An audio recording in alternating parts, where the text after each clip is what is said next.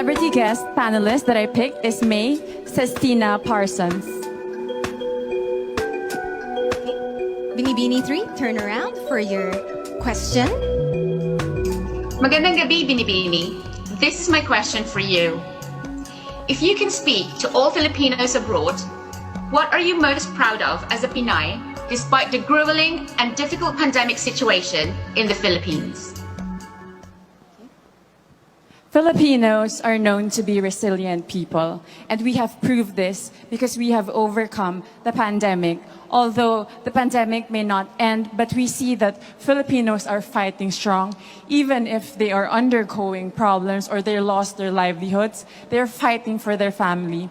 And my purpose here as your Binibini is to be able to help all Filipinos become stronger and inspire them as well.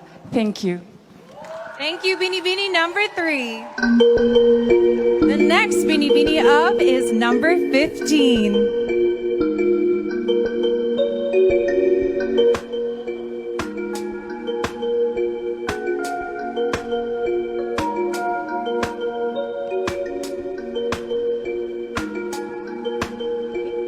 Celebrity guest panelist, Mr. Boy Abunda. Kindly turn back to the screen to see your question. Binibini, good evening. And this is your question. Ngayon, madalas nating naririnig na it's okay not to be okay. My question is, when is it okay not to be okay? And when is it not okay to be not okay?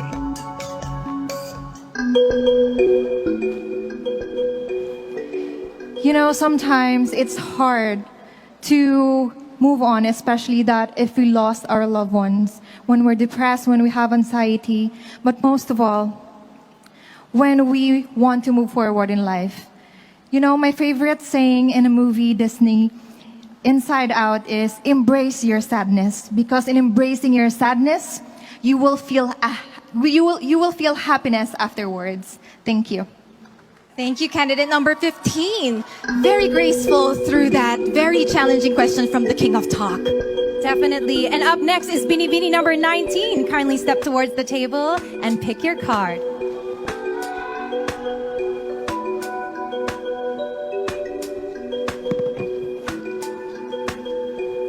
My judge is Miss Maria Garcia. Good evening, Binibini. Good evening. My question is, in what ways can a female public servant or politician can be more effective than a male politician? Well, I really understand that all of us are doing our best to give the best service to everyone. And I can say that men servants are very strong when it comes to making decisions. And with women, they are very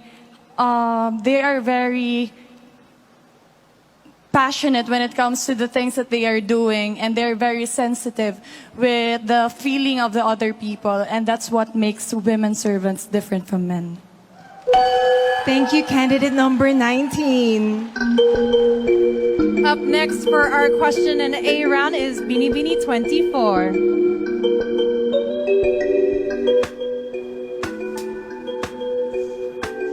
It is not an easy position to be in. The grace under pressure needed in a situation like this. Definitely, Kat. And the questions are so beautiful, profound, and relevant as well. My judge is Undersecretary Benito Bengzon Jr. Our chairman of the board. Good evening. Good evening. Here is the question. Given the pandemic situation now in the Philippines, should vaccination be a choice or a mandate? Vaccination should be a choice. And I still remember the days when we were all longing for vaccines to be created.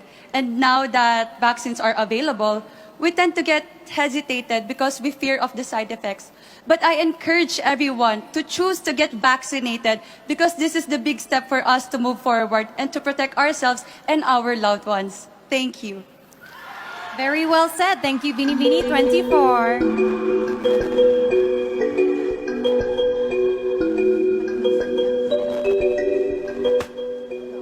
Next up, we have our Binibini in the flaming red-orange dress, Graciela Liman.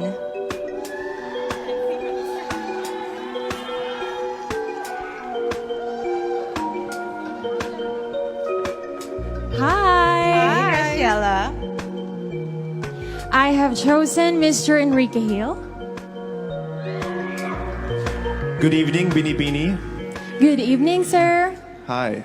Your question is, what are your thoughts about romantic relationships which began and developed on social media during the pandemic lockdown?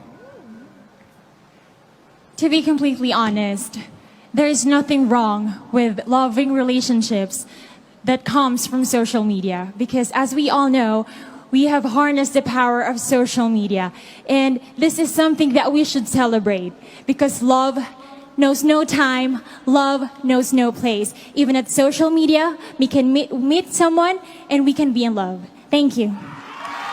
Thank you so much, Graciela. And the last from this batch, we have Binibini number 7.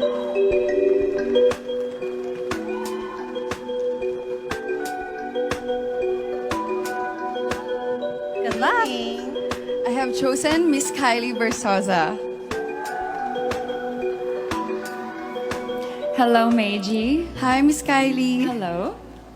My question is, these days, beauty queens are also considered as beauty athletes with all the training we undergo.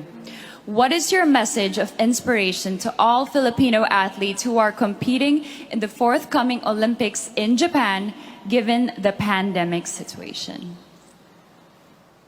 As a candidate myself, I understand and I completely agree that we are like athletes because we are required to be disciplined. We are required to give our 100% passion and focus on whatever we will do. And to our athletes, I know that you are also waiting for this to happen again. And this will happen again in Japan, and it's a good sign, and it means that there's hope, and we are go back to normal. Thank you. Thank you so much, candidate number 7. And that concludes our first round of question and answer portion. Yes, and at this point, konting hinga muna. As much as we do. Let's proceed with Binibini 23 from Albay, Jasmine Dimabulangan.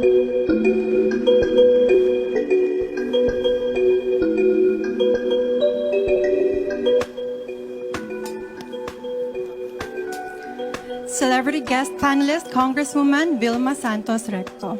Kindly turn to your back to see the question. Magandang gabi, Binibini. This is my question. So much has happened to us in the course of a year.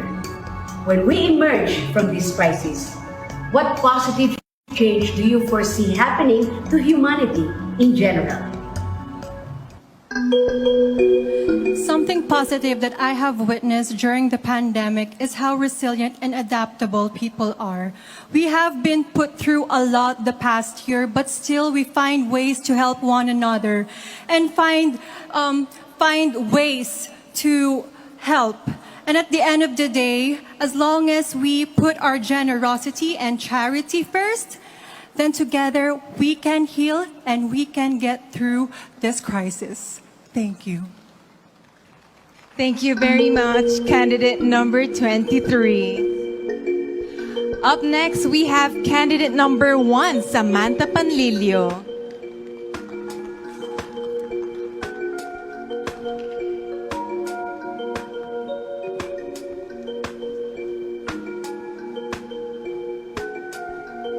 I chose Judge Mr. Rajo Laurel. Good evening, Binibini. Hi. Good evening, evening. Binibini. Good evening. YOLO. You only live once. Name something you learned and did for the first time during the pandemic, which you consider as the most life-changing of all. The one thing that I did during the pandemic was actually cook food for frontliners because I love to cook. And I also have a food vlog, which I do in my spare time. And it was such a fulfilling and humbling experience, you know, helping these people and helping contribute to the people who are actually in the front lines helping us Filipinos. And so I hope that what I did inspired other women too to also help out one another, because the only way that we can survive and heal and recover through this pandemic is if we help one another. Thank you. Just in the nick of time. Thank you so much, Binibini 1. Next up, we have from Quezon Province, Binibini 8, Patricia Babista.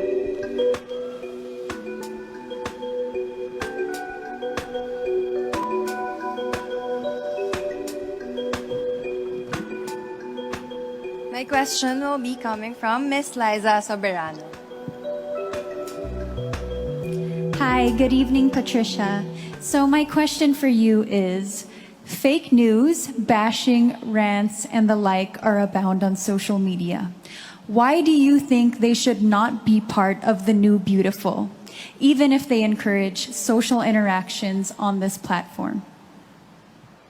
Social media is such a beautiful technology that has given us, but there is always limitations. So I hope that in social media, we will create a space where there is no hate. Thank you. Thank you, Patricia. Up next, we have Binibini number 25, Honey Grace Cartasano. Please pick your card.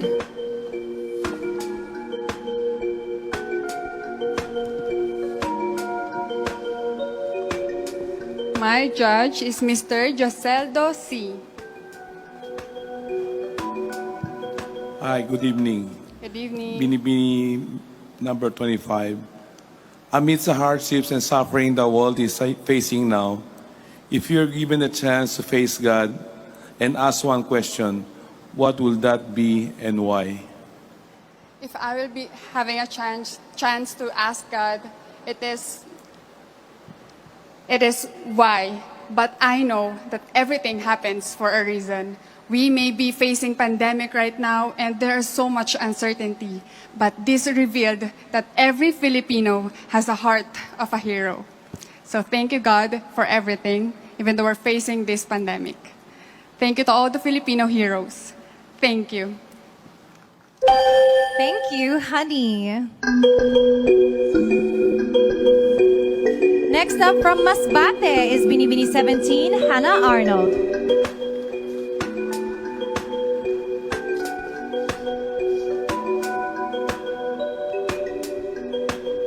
My judge is Miss Pinky Webb.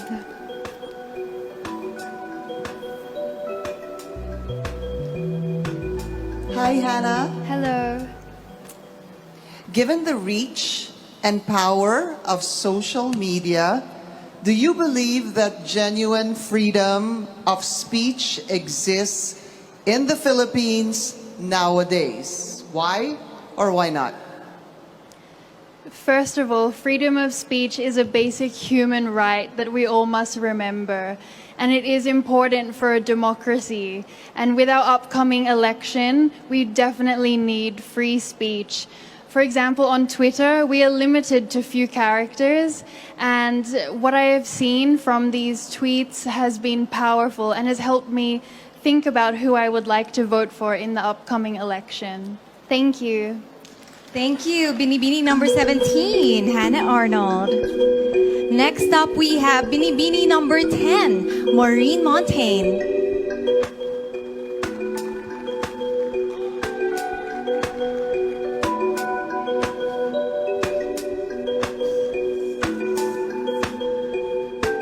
My judge is Secretary Benito Bengdon Jr. Good evening, Binibini. Here's my question.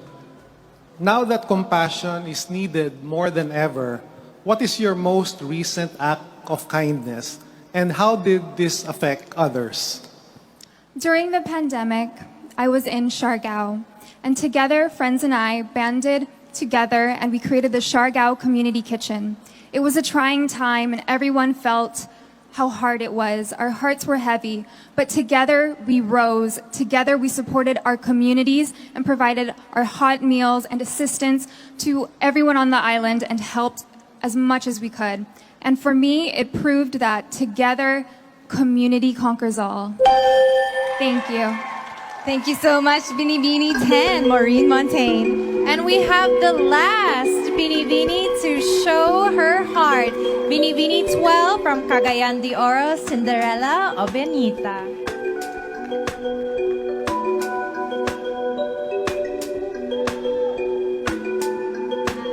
Hi, Kat and Nicole.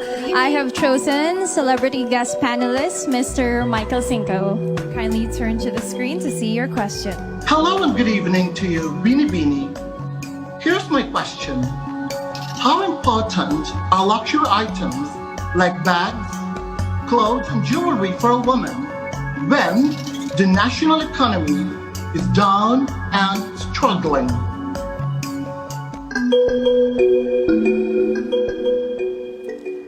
In life, we always find ourselves at a crossroad of choices. Women always have a choice whether to prioritize luxury items while we are facing a pandemic. And also they have a choice to embrace a concept of a new beautiful, which is responsive to the needs of the time, adaptive to the change of times. And I think I would choose to be that woman who understands the problems of the Philippines, the problems of my community, so that we would be able to uplift each other. And I would be that kind of woman who would comfort the afflicted and afflict the comfortable. Mayang gabi sa inyong tanan. Very well said. And thank you to all of our finalists. You have shown grace under enormous pressure. And I wish you all the best, my pageant sisters.